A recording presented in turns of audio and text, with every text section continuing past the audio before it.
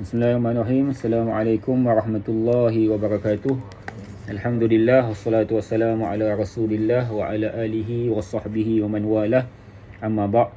Yang saya hormati Abang Samsi, penterjemah, Ustaz Taufik, pembaca doa, Encik Idris, Ustaz Mikael dan staf Majlis Agama Islam Negeri Johor Daerah Kota Tinggi. Pertama, syukur pada Allah kita dapat membaca surah Ali Imran juzuk yang keempat ayat 166 sehingga 173. Jadi keseluruhan ayat ini menceritakan berkaitan dengan golongan-golongan yang menafikan akan kerasulan Nabi, dan tetapi hati mereka menafikan tetapi mulut mereka menyatakan beriman. Jadi ini dipanggil golongan munafik. Jadi golongan munafik ni Allah sebut pada ayat yang ke 167, waliya'lamal ladzina nafaku. Jadi sebelum daripada itu Allah sebut, Allah kata ketika mana berlaku pertembungan dalam peperangan Uhud di antara golongan beriman dengan golongan kafir, untuk apa Allah melakukan pertembungan tersebut? Daripada peristiwa tersebut, maka untuk mengetahui siapakah sebenarnya yang beriman dan siapakah sebenarnya golongan yang munafik, golongan yang fasik pada Allah. Jadi golongan munafik ni, apabila mereka ini berjuang, mereka banyak alasan. Diajak untuk pergi berperang, mereka banyak alasan. Mereka kata, lau na'lamu qitalan lattaba'nakum. Kalau kami pandai main pedang, pandai berperang, kami akan ikut kalian. Tetapi sebenarnya mereka memang pandai, cuma mulut kata tak pandai. Jadi sehingga Allah menyatakan hum lil kufri yauma idzin aqrabu minhum lil iman. Jadi pada waktu itu kekafiran itu sangat dekat kepada mereka daripada keimanan. Ini tafsiran pertama. Ada ulama kata maksudnya orang kafir lagi iman daripada orang munafik. Sebab orang kafir ni dia mulut dengan hati sama. Kan dia kata dia kafir, dia langsung tak nak terima Nabi Muhammad sebab mulut dan hati sama. Tapi golongan yang mengatakan bahawa dia beriman tapi hatinya berbeza, maka itu lebih teruk lagi. Jadi mulut kata beriman tapi hatinya tidak. Yaquluna bi afwahihim ma laysa fi qulubihim. Mereka berkata apa yang berada pada mulut mereka, sedangkan hati mereka tidak mengatakan begitu. Sedangkan Allah Maha mengetahui apa yang mereka sembunyikan. Jadi sampai dia kata kepada saudaranya, kalaulah dia nampak golongan munafik ni, cara dia begini, kalau orang Islam pergi perang tiba-tiba menang, kan menang je, nanti dia kata kamu semua ini menang kerana kami yang doa daripada jauh. Tapi kalau kalah pula, dia kata itulah kami dah pesan dah, jangan pergi perang. Kan dah kalah, kan dah mati dah kamu punya suami, kamu punya anak. Jadi sampai dia itu, kalau menang dia kata doa dia, kalau kalah dia kata dah pesan dah, kan jangan pergi juga. Jadi ini golongan munafik.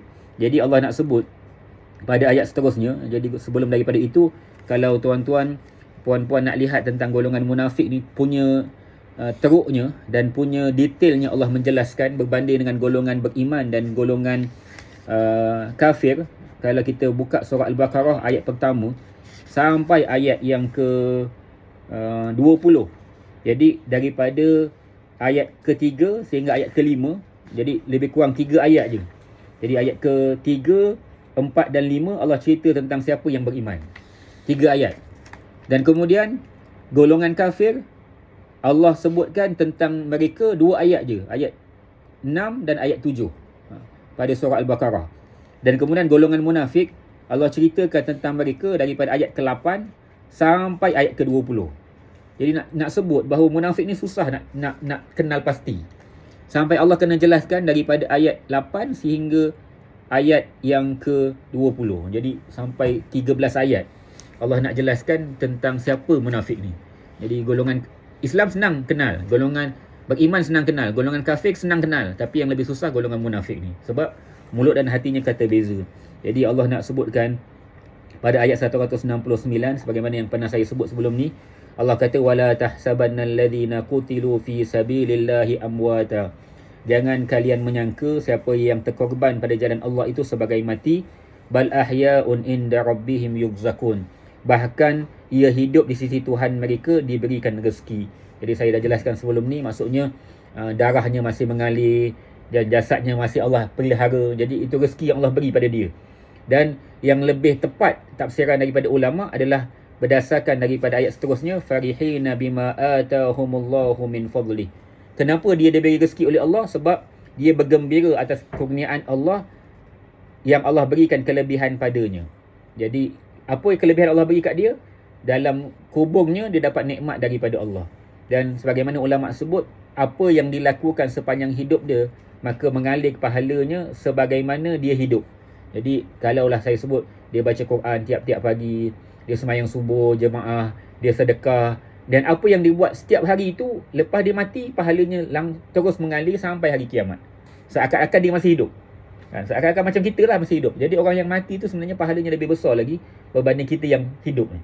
Kita yang hidup ni kadang-kadang tak buat pahala pun, buat dosa, buat lain-lain. Jadi ini sebut orang yang golongan yang mati syahid. Tapi orang yang mati biasa, pahalanya terhenti. Orang mati syahid pahalanya mengalir seakan-akan dia hidup. Jadi hari-hari yang dia buat waktu hidup dia, maka dalam kubur dia pahalanya yang sama. Jadi Allah berikan kelebihan sampai dia beritahu kepada golongan yang belum mengikuti mereka. Jadi orang yang belum berjuang pun, orang yang belum mati pun, bahawa nanti akan datang kepada kalian kegembiraan daripada Allah, maka janganlah kamu takut dan janganlah kalian berduka cita. Jadi ini pesanan kepada golongan yang berjuang pada jalan Allah. Sebab itu kalau kita lihat kenapa rakyat Palestin sering nak pergi berjuang, sebab mereka sering kali bau wangi pada kubur-kubur syuhada. Kalau kawan saya pergi, Ustaz Jafri Mahmudi, tuan-tuan kalau kenal lah, dia pernah jadi host ayat riwayat TV Al-Hijrah.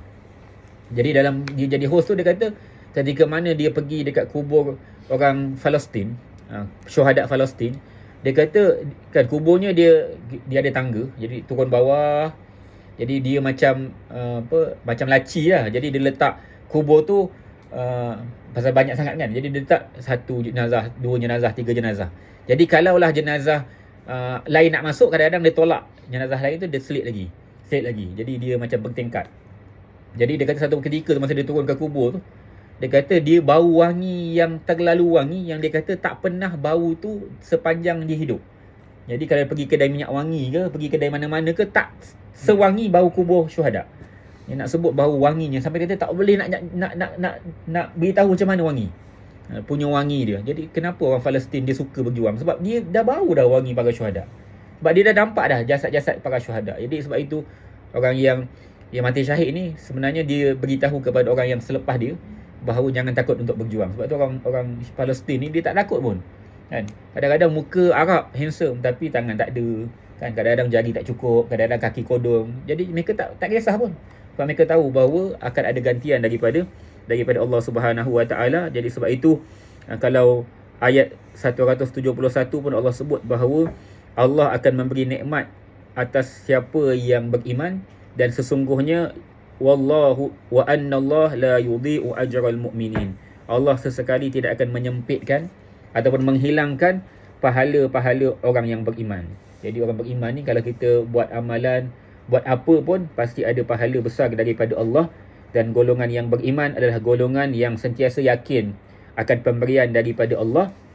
Dan hujungnya apabila dia yakin pemberian daripada Allah, maka fakhshawhum fadadahum imana. Walaupun orang kafir takutkan, tetapi ketakutan daripada golongan kafir, ugutan ke, kecaman ke, makian ke, tetap menambahkan keimanan golongan beriman. Jadi golongan beriman ni dia tak takut kepada ancaman, dia tak takut kepada apa pun yang diganggu di dunia, kerana pada mereka ada kata-kata daripada Allah, wa qalu hasbunallah wa ni'mal wakil, sehingga mereka menyatakan bahawa cukuplah Allah bagi kami dan Allah lah senikmat-nikmat tempat untuk kami berlindung. Jadi kalau nak tahu tentang maksud daripada wakil tu, ada penjelasan di bawah tu daripada muka surat 172 tu. Jadi boleh tengok apa maksud Allah Maha Pelindung. Jadi kita nak letak Allah lah Maha Pelindung. Sebagaimana zikir Nabi Ibrahim ketika mana dibakar dalam api yang besar, Raja Namrud nak bakar, maka kata-kata Nabi Ibrahim, hasbiyallahu wa ni'mal wakil, cukuplah Allah tempat aku berlindung. Jadi kita nak jadikan pelindung kita adalah Allah. Manusia tak boleh bagi kita perlindungan. Yang boleh bagi kita perlindungan hanyalah Allah Subhanahu Wa Taala. Jadi cukup sekadar itu untuk tadabbur Al-Quran. Mudah-mudahan dapat manfaat. Wallahu taala alam. Wassalamualaikum warahmatullahi wabarakatuh.